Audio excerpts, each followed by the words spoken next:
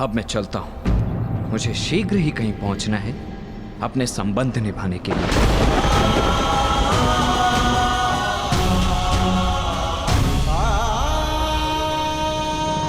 नहीं मामाश्री, मैं कह चुका हूं, लक्ष्मणा विराटनगर नहीं जाएगी, बस। अपनी शत्रुता के कारण अपनी बच्ची का मन तोड़ना कहाँ का न्याय है दुर्योधन? हमारी बच्ची लक्ष्मणा को हमारे साथ ले जाना उचित होगा दुर्योधन। अरे कदाचित आप भूल रहे हैं मामाश्री कि विराटनगर हमारा मित्र नहीं शत्रु राज्य है। कोई अनहोनी हो गई तो, युद्ध छिड़ गया तो। मैं कुछ नहीं भूला हूं दुर्योधन, परंतु समझो बात को, ये निमंत्रण युद्ध का नहीं, विवाह समारोह का निमंत्रण है। उस अभिमन्यु का विवाह समारोह है। और दुर्योधन, हमारी नई पीढ़ी का पहला विवाह है, उसमें हमारी बच्ची को ले जाना अनुचित नहीं है। अरे मामाश्री, क्षमा कीजिए मुझे, परंतु ये मुझे स्वीकार नहीं है। मैं अपनी पुत्री को संकट में नहीं डालूंगा, बस। दुर्योधन, देखो, ये मत भूलो कि ये आमंत्रण पांडवों की ओर से आया है, अर्थात पांडव शांति बनाए रखने के लिए कुछ भी कर सकते हैं, कुछ भी, जिससे किसी पर भी कोई भी संकट आए। मामाश्री बस, अब मुझे और कुछ नहीं सुनना है। ठीक है, जैसा तुम उचित समझो। रुकिए मामाश्री, क्या चल रहा है आपके मस्तिष्क में?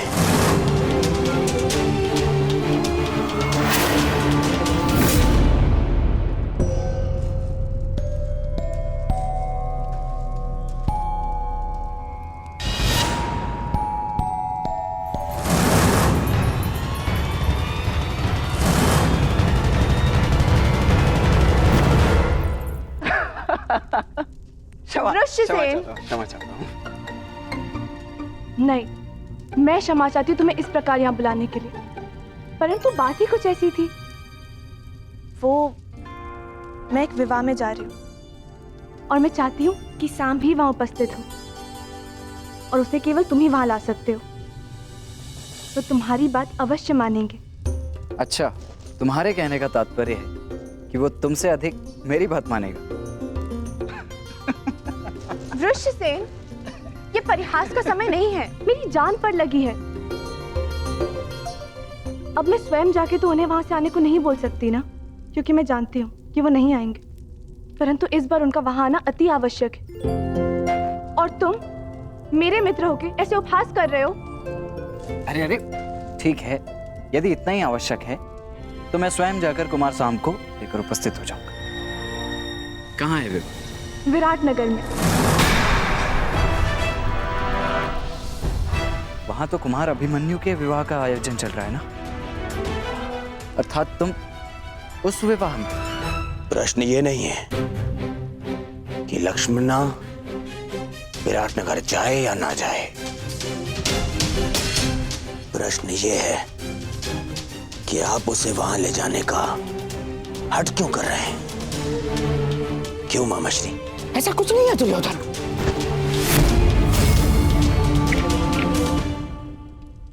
जितना मैं आपको जानता हूं मामाश्री, आप अकारण मेरा मन बदलने के लिए मुझे बातें नहीं करते हैं। कुछ तो योजना आपके अंतर मन में है मामाश्री। अब भला मेरे मन में क्या योजना हो सकती है? मैं ये जो कुछ भी कर रहा हूँ अपनी बच्ची लक्ष्मणा की प्रसन्नता के लिए कर रहा हूँ, और कोई योजना नहीं है इसमें। बेहतर होगा कि ना हो मामाश्री, क्योंकि यदि ये कोई आपकी योजना है जिसमें आपने मेरी पुत्री का उपयोग करना चाहा, तो मैं आपको क्षमा नहीं करूंगा मामाश्री। ये क्या क्या कह रहे हो दुर्योधन? मैं अपनी बच्ची लक्ष्मणा को लेकर छल करूंगा? आपके लिए कुछ भी असंभव नहीं है मामाश्री, परंतु सावधान करता हूं, क्योंकि यदि मेरी पुत्री पर जरा सी भी आँच आई तो आप मेरी प्रतिक्रिया सहन नहीं कर पाएंगे, समझे? दुर्योधन, ये क्या हो गया है तुम्हें? तो बताइए, आप लक्ष्मणा को विराटनगर ले जाने में दबाव क्यों बना रहे? महामाशी, आपका ये मौन मेरे मन के संदेह की अग्नि को और भड़का रहा है। बोलिए, अन्यथा मैं अपना संयम तोड़ बैठूंगा। बोलिए।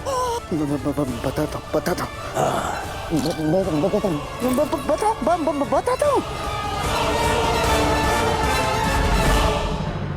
भूल जाओ लक्ष्मणा, ये संभव नहीं। तुम अपना ये संदेश किसी और के हाथों पहुंचा दो, मैं ये नहीं कर सकता। परंतु क्यों?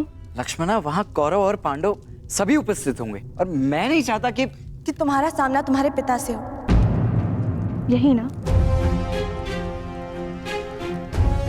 वृषसेन, मैं जानती हूँ कि तुम और सांब अपने पिता के समक्ष नहीं जाना चाहते, परंतु ये मेरे और सांब के जीवन का प्रश्न है। मित्र हो ना, सहायता नहीं करोगे? वृषसेन, मैं तुमसे विनती करती हूँ, केवल एक बार उनसे बात तो करके देखो। वहां कुछ ऐसा होने वाला है जो हमारे जीवन को एक नई दिशा देगा। ठीक है, मैं उससे बात करने का प्रयास करूंगा, परंतु वो मानेगा या नहीं ये मैं नहीं कह सकता। तुम प्रयास तो करके देखो, सब ठीक होगा। मुझे अपने मित्र पे पूरा भरोसा है। लक्ष्मणा के विषय में क्या कहना है आपको? लक्ष्मणा के विषय में नहीं, लक्ष्मणा के विवाह के विषय में। लक्ष्मणा का विवाह? हाँ दुर्योधन, अब तो मेरी बात ध्यान से सुनना दुर्योधन। अब मैं तुम्हें बताता हूं कि मेरे मस्तिष्क में क्या चल रहा है। हाँ।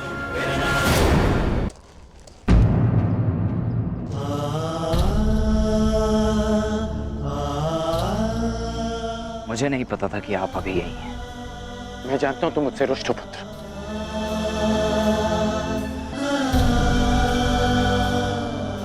अब समझ में आ रहा है मुझे कि माता और सुप्रिया मुझे तुमसे मिलने से क्यों रोक रही थी। माता और दादी माँ को सदा यही लगता था कि हम एक दूसरे से ना मिलें, परंतु सत्य तो ये है कि मैंने सदैव इस भेंट की प्रतीक्षा की कि मैं आपको बता सकूं जो परिवर्तन आप लाना चाहते हैं वो बस केवल एक स्वप्न है जो कभी पूरा नहीं हो सकता। इतने वर्षों में भी आप कुछ नहीं कर पाए। साधारण असहाय मनुष्यों पर आज भी अत्याचार होते हैं, उन पर अन्याय होता है और इस अन्याय को रोकने का एक ही उपाय है, अत्याचार और अत्याचारियों को जड़ से उखाड़कर फेंक दिया जाए। ये हल नहीं है पुत्र, ये हल नहीं है। अपनी अपनी सोच है। आप परिवर्तन में विश्वास रखते हैं और मैं परिणाम। आप कर्म पर विश्वास करते हैं और मैं फल पर। मैं वृक्ष से मिले फल पर विश्वास करता हूं।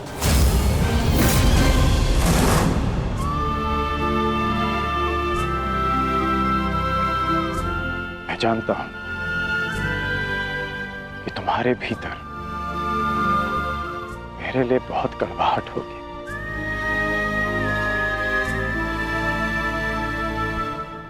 परंतु मुझे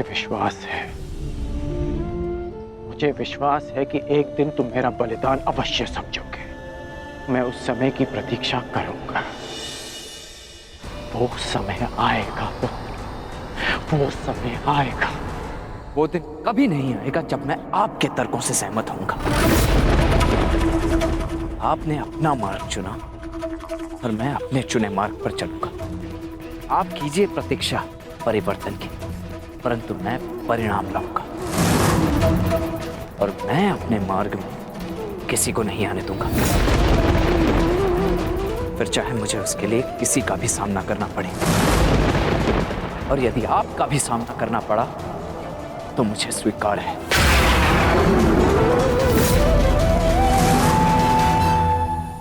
आपने अपना तर्क सामने रख दिया और मैंने अपना पक्ष आपको समझा दिया। अब ये अंतिम अवसर है जब हम मिल रहे हैं। ईश्वर से प्रार्थना है कि अब जब कभी भी हम एक दूसरे के सामने आए तो एक दूसरे के विपक्ष में ना हो, क्योंकि यदि ऐसा हुआ तो हम दोनों में से कोई एक ही जीवित बचेगा।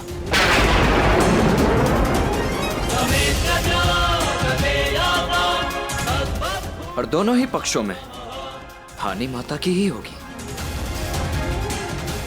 रोना उन्हें ही पड़ेगा। इसलिए प्रार्थना है कि आगे से मेरे मार्ग में ना आए।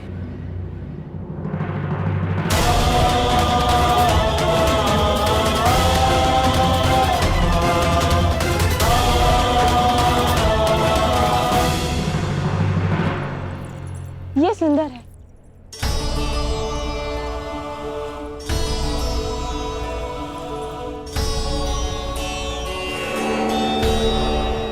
अति सुंदर पुत्री, वस्त्र चयन में बहुत ही प्रवीण हो गए हो लक्ष्मणा। एकांत। नहीं नहीं मामाश्री, प्रवीण तो आप हैं मनाने में। हैं? मुझे तो विश्वास ही नहीं हो रहा कि ये चमत्कार कैसे हुआ। पिताश्री को कैसे मनाया? विश्वास के कारण, क्योंकि शकुनी हमेशा अपने दिए वचन पूर्ण करता है। तुम्हें भी मुझ पर विश्वास करना सीखना होगा लक्ष्मणा। मुझे आप पर पूरा विश्वास है मामाश्री। तो क्या तुमने वो किया जो मैंने तुमसे करने को कहा था? क्या संभ विवाह में आएगा? जी मामाश्री, वो विवाह में अवश्य आएंगे। बहुत अच्छे बच्चे, जाओ अपने मधुर मिलन की तैयारियां करो, जाओ।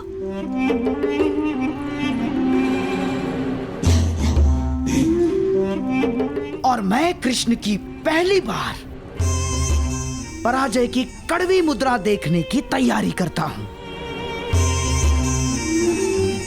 मैं नहीं जानता कि तुम भविष्य देख पा रहे हो या नहीं, परंतु मैं तुम्हें हारता हुआ अवश्य देख पा रहा हूं। अवश्य। नहीं जीतोगे तुम, नहीं जीतोगे तुम। चलिए। समझ नहीं आता ऐसा क्या है इस मोरपंख में कि सब इसे देखते ही अपना शीश झुका देते हैं। क्यों इसे देखते ही सबके मन में भक्ति उमड़ पड़ती है। जाने दो मित्र, जिसके मन में जो भावना है उसे रहने ही दो।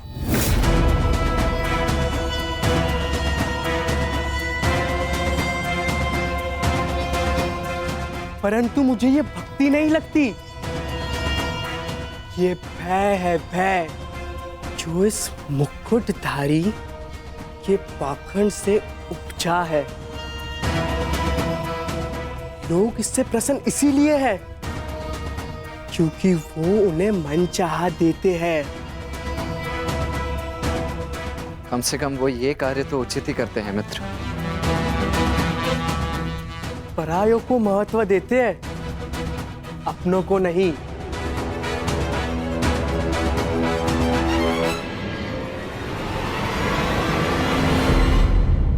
परंतु हम अपनों की बात करें मित्र। तो क्या निर्णय लिया तुमने? विराटनगर आ रहे हो ना? तुमने सुना नहीं? मैं वहां नहीं जाऊंगा जहां मेरे पिता महान श्री कृष्ण वासुदेव हो। मुझे समझाने में तुम अपना समय व्यर्थ कर रहे हो मित्र। मैं तो स्वयं तुम्हें वहां जाने से रोकने आया हूं मित्र, क्योंकि वहां जाना समय को व्यर्थ करना ही है, अनावश्यक। वो अभिमन्यु तुम्हें एक आंख नहीं भाती तो तुम उसके विवाह में जाओगे क्यों? हाँ, वो माना कि लक्ष्मणा वहां आ रही है, परंतु उससे क्या अंतर पड़ता है?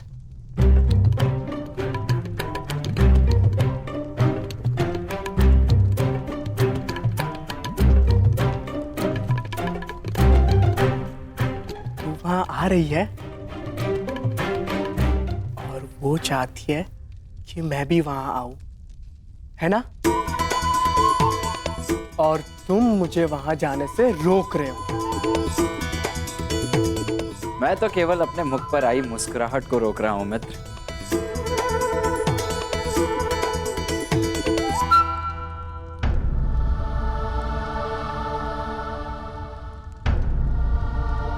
काकाश्री,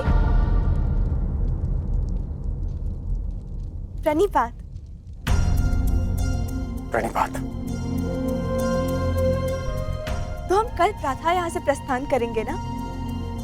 परंतु अभी सूर्योदय होने में तो समय शेष है। फिर इस समय आप यहाँ?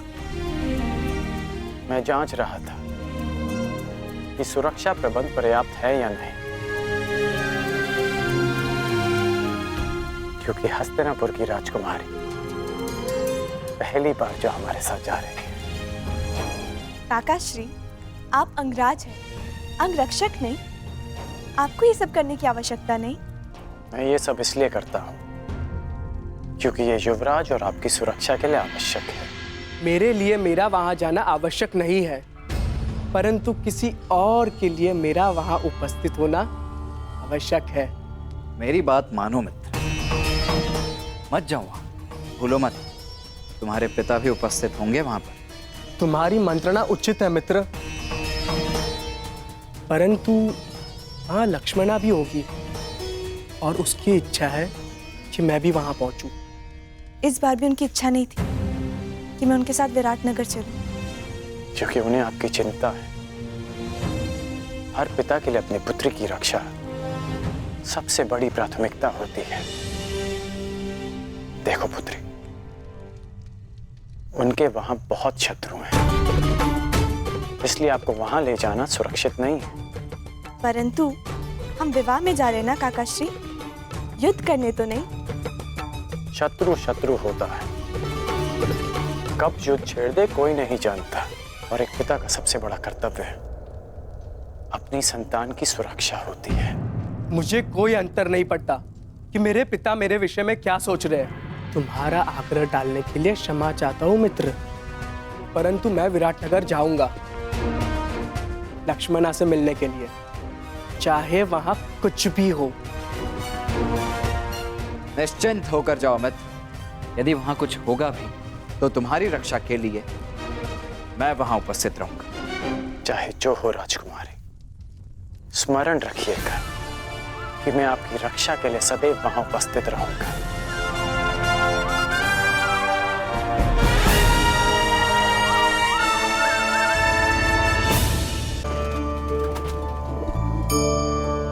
इन पक्षियों को देख रहे हैं आप? इनका उड़ना वायु में इतना संतुलन मुक्त कर देता है ना? इन्हें उड़ते देख आपके मन में भी इच्छा होती होगी कि इन्हीं की भांति आप भी स्वतंत्रता से उड़ पाए। ईर्ष्या होती है ना जब आप इन्हें खुले आकाश में ऐसे विचरण करते देखते हैं। पर कभी सोचा है इस उड़ान को, इस स्वतंत्रता को पाने के लिए कितना परिश्रम, कितना अभ्यास किया होगा इन्होंने? आकाश में उड़ने से पूर्व धरती पर कितना गहन परिश्रम किया होगा इन्होंने। इनके माता पिता ने पहली बार जब इन्हें पंख फड़फड़ाने को उकसाया होगा तो कितनी बार गिरे होंगे। पहली बार वायु में उड़ते समय कितना भय लगा होगा इन्हें। अपनी पहली उड़ान के पश्चात धरती पर उतरते समय गिरकर कितनी चोट खाई होगी। इस उड़ान का, इस स्वतंत्रता का ये मूल है। यदि आप ये दे सकते हैं तो अवश्य आप भी इस स्वतंत्रता को पा सकते हैं। इन पक्षियों की भांति ही अपने चारों ओर जब भी आप किसी सफल मनुष्य को देखें तो उससे ईर्ष्या ना करें, उसके परिश्रम और पीड़ा को समझने का प्रयास करें जो उसने यहां तक पहुंचने में पाई है। प्रेरणा लें, प्रयास करें और स्वयं भी सफल हो जाएं।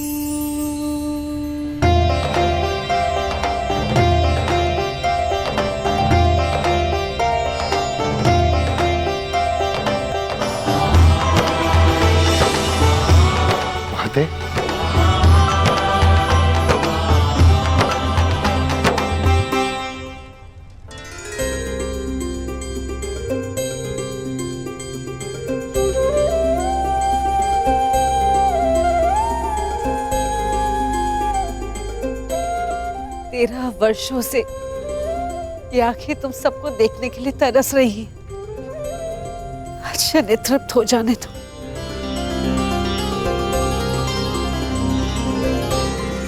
तुम जानती हो 13 वर्ष की इस परीक्षा में मेरे पुत्र सफल क्यों हुए? क्योंकि तुम इनके साथ थी, तुम इनकी तारनहार हो। ईश्वर की कृपा है कि बुरा वक्त समाप्त हुआ।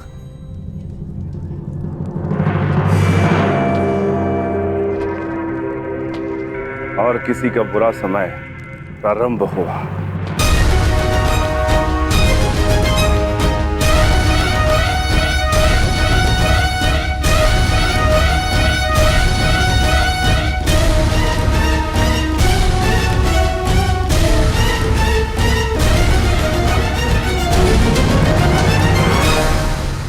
महामहिम भीष्म की जय। महामहिम भीष्म की जय। महामहिम भीष्म की भीष्म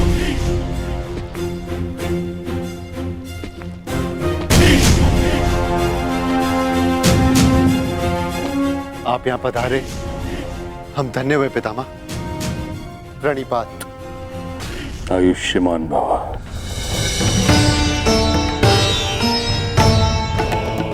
प्राणिपात। स्वागत है महाबली भीष्म। महाराज विराट, मेरे पड़पोते के विवाह पर यदि आपने निमंत्रण ना भी दिया होता तो भीष्म अवश्य आता।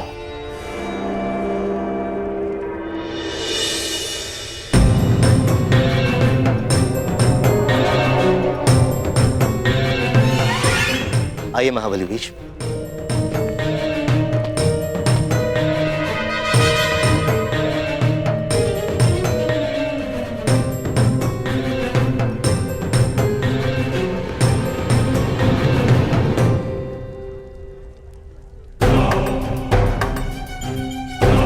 अंतिम भेंट में आशा थी कि अगली भेंट युद्ध भूमि में ही होगी।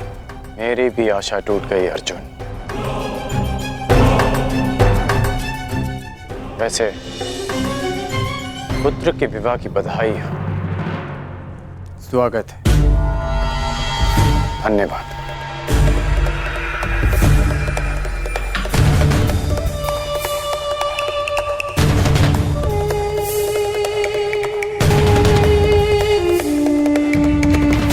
प्रणिपात।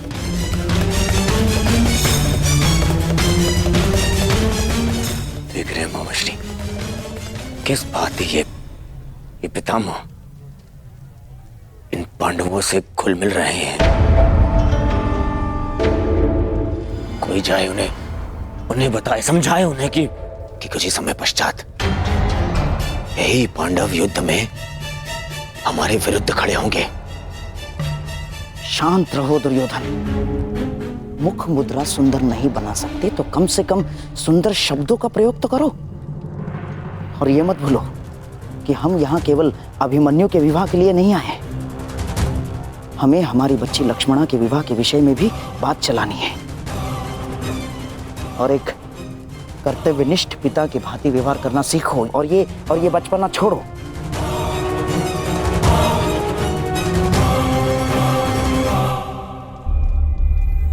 पिताश्री, अब तो सभी अतिथि आ ही चुके हैं ना, अब आप भी तनिक मेरे साथ बैठिए।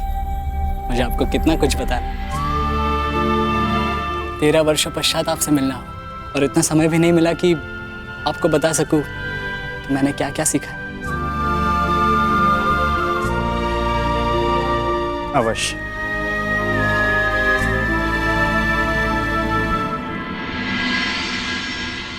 जिनसे मिलना था उनसे मिल चुके हैं।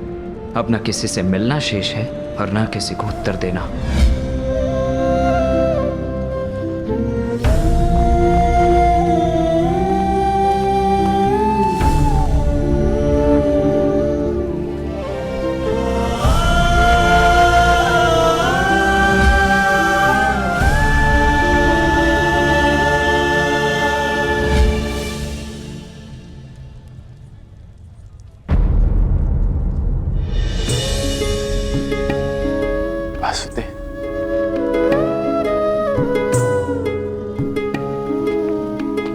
प्रणिपात वासुदेव।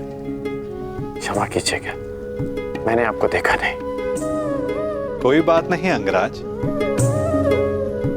मनुष्य का मन जब व्यथित होता है तो कई बार वो अपने आसपास की वस्तुओं को देख नहीं पाता।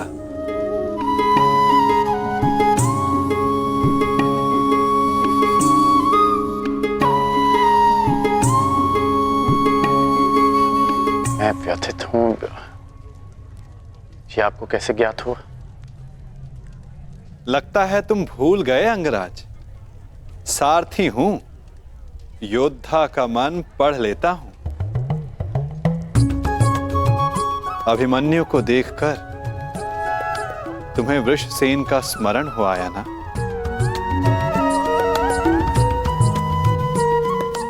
ना कहूंगा तो असत्य होगा। पिता पुत्र का संबंध बड़ा विचित्र होता है। दोनों जन्म से जुड़े होते हैं, साथ होते हैं, परंतु कई बार साथ आने में बड़ा समय लग जाता है।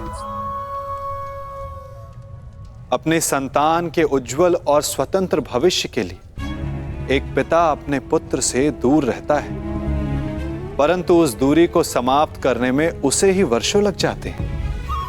परंतु मुझे तो भय है कि कहीं अधिक विलंब ना हो जाए। ये तो समय ही बताएगा अंगराज।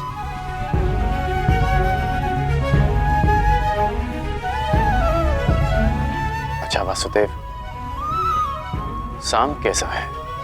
वो आपके साथ नहीं आया? वो अच्छा है अंगराज।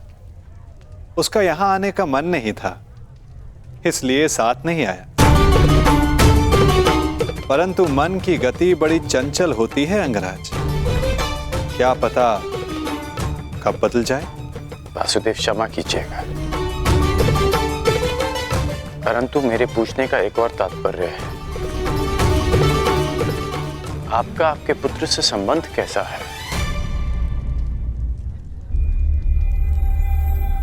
मैंने कहा ना अंगराज, पिता पुत्र का संबंध बड़ा विचित्र होता है। मेरी दशा तुमसे भिन्न नहीं है और मैं भी प्रारब्ध नहीं बदल सकता।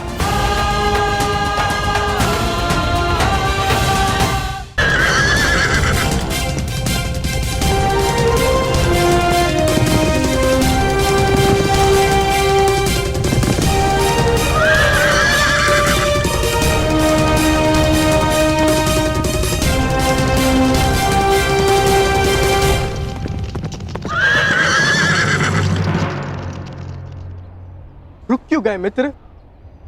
अभी विराटनगर दूर है। परंतु मेरा साथ यहीं तक था मित्र सांब। अर्थात तुम चाहते हो कि मैं वहां अकेले सबके समक्ष प्रस्तुत हो? नहीं मित्र, तुम मेरा साथ नहीं छोड़ सकते। मैं तुम्हारा साथ नहीं छोड़ रहा हूँ मित्र, मैं यही तुम्हारी प्रतीक्षा करूंगा। परंतु ऐसा क्यों? जब तुम यहाँ तक आ ही गए हो तो मेरे साथ क्यों नहीं चल सकते? क्या बात है मित्र? क्योंकि आने वाले पल तुम्हारे प्रेम लक्ष्मणा से तुम्हारे मिलन के सुखद पल हैं मित्र। मैं उसे बिगाड़ना नहीं चाहता। परंतु ऐसा क्यों होगा? तुम भला कोई बाधा क्यों डालोगे? क्योंकि कौरव वहां आए तो मेरे पिता भी अवश्य आए होंगे। मेरे पिता भी वहां है, हमें उन्हें अनदेखा करना है। कुछ बातें अनदेखी नहीं की जा सकती मित्र। मैं उनसे अंतिम भेंट करके आया हूं। यदि अब भेंट होगी तो विध्वंस होगा और मैं ये नहीं चाहता। ऐसा नहीं है वृषसेन। ऐसा ही है मित्र। अब यहां से तुम्हें अकेले ही जाना होगा, परंतु विश्वास करो, यदि कुछ भी अशुभ होता है तो पीछे पलट कर देखना, मुझे समक्ष पाओगे। जाओ सांब, लक्ष्मणा तुम्हारी प्रतीक्षा कर रही है। और हाँ, शांत रहना मित्र, स्वयं किसी संकट को आमंत्रण मत दे देना। प्रयास करना कोई समस्या उत्पन्न ना हो जाए। मैं समस्या उत्पन्न करने नहीं मित्र, समस्या का अंत करने जा रहा हूँ और एक नए जीवन का प्रारंभ।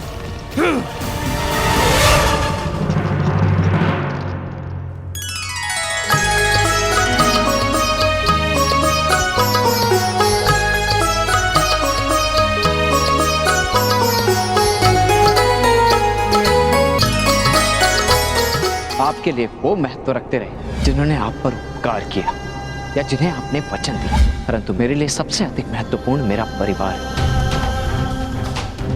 आपने कभी सोचा है कि वर्षों के पश्चात जब आप अपने परिवार के पास लौटोगे तो सब आपकी व्याकुलता से प्रतीक्षा कर रहे हो, परंतु मैं भिन्न हूं। आपकी भांति मैं अपने परिवार को उनके हाल पर नहीं छोड़ सकता।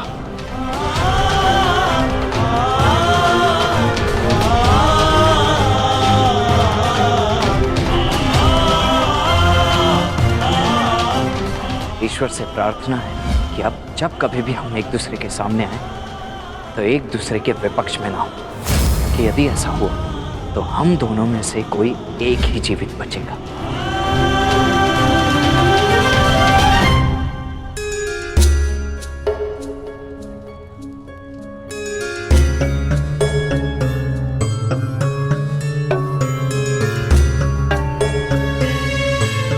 तुम्हारे मन की व्याकुलता में समझ सकता हूँ लक्ष्मणा, परंतु किसी की प्रतीक्षा में द्वार पर इतनी देर भी दृष्टि नहीं रखनी चाहिए कि सबकी दृष्टि तुम पर पड़ जाए। अवश्य कोई महान नीति का ज्ञान अपनी नातिन को दे रहे होंगे गांधार नरेश।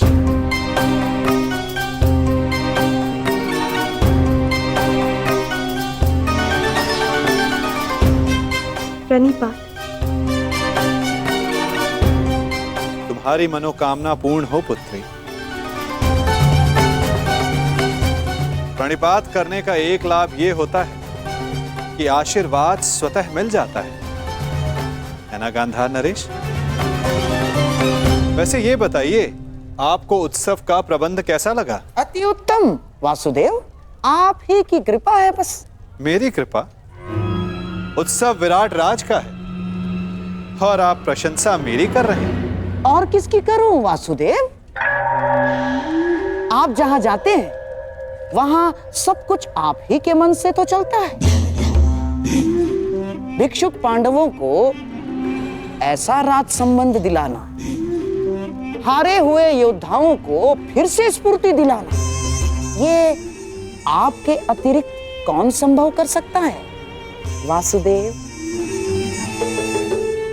भला आप ही बताइए, कौन सोच सकता है कि जो कौरव विराट नगर की ईंट से ईंट बजा देने का स्वप्न लिए बैठे थे, वो विराट नगर का आतिथ्य स्वीकार करेंगे? ये योजना बना पाना, उसे सफल करना आप ही के तो बस में है वासुदेव। इसीलिए आप प्रशंसा के पात्र हैं।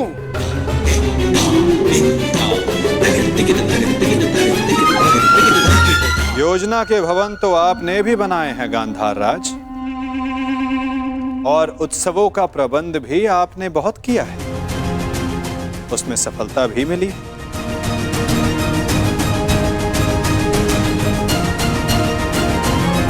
योजना के भवन तो आपने भी बनाए हैं गांधार राज, वो बात और है कि उसके लिए आपको प्रशंसा नहीं मिली, परंतु एक बात के लिए मैं आपकी प्रशंसा अवश्य करूंगा कि हस्तिनापुर के इतने महान दिग्गजों को यहां लाना कोई सरल कार्य नहीं है। युवराज दुर्योधन, महामहिम भीष्म जैसे दृढ़ पुरुषों को यहां लाना बड़ा कठिन कार्य है, जिसे आपने बड़ी सरलता से पूर्ण कर दिया। हस्तिनापुर को आप विराट नगर ले ही आए गांधार नरेश, भले ही उसके पीछे आपका कोई व्यक्तिगत कारण अवश्य रहा हो। मेरा क्या कारण होगा वासुदेव? क्या कारण होगा मेरा ना? अरे हाँ, मैं यहाँ सबसे मिला, परंतु आपका पुत्र सांब कहीं दिखाई नहीं दे रहा है। क्या वो आमंत्रित नहीं है यहाँ? जिसे आना हो उसे आमंत्रण की क्या आवश्यकता? और यदि आपको सांब की कमी अनुभव हो रही है तो तनिक उधर देखिए गांधार राज।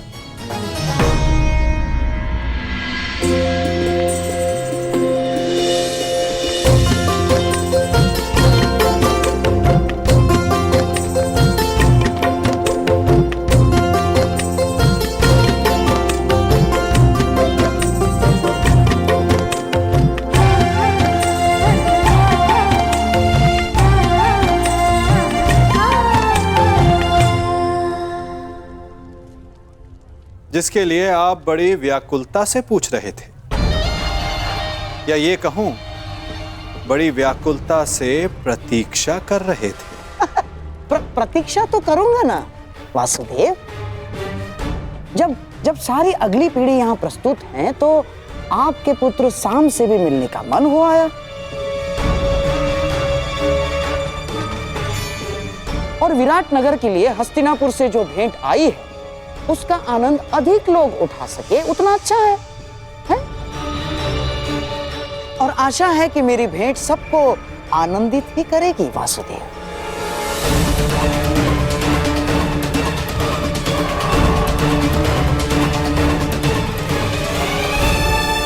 आज्ञा दीजिए वासुदेव, मैं उत्तरा से मिलके आती हूँ। जाओ।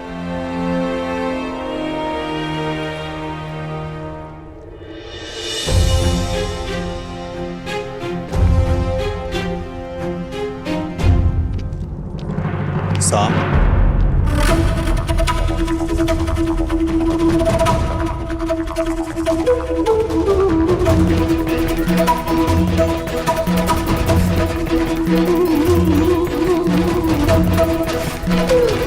तुम वहां जहां मैं हूं?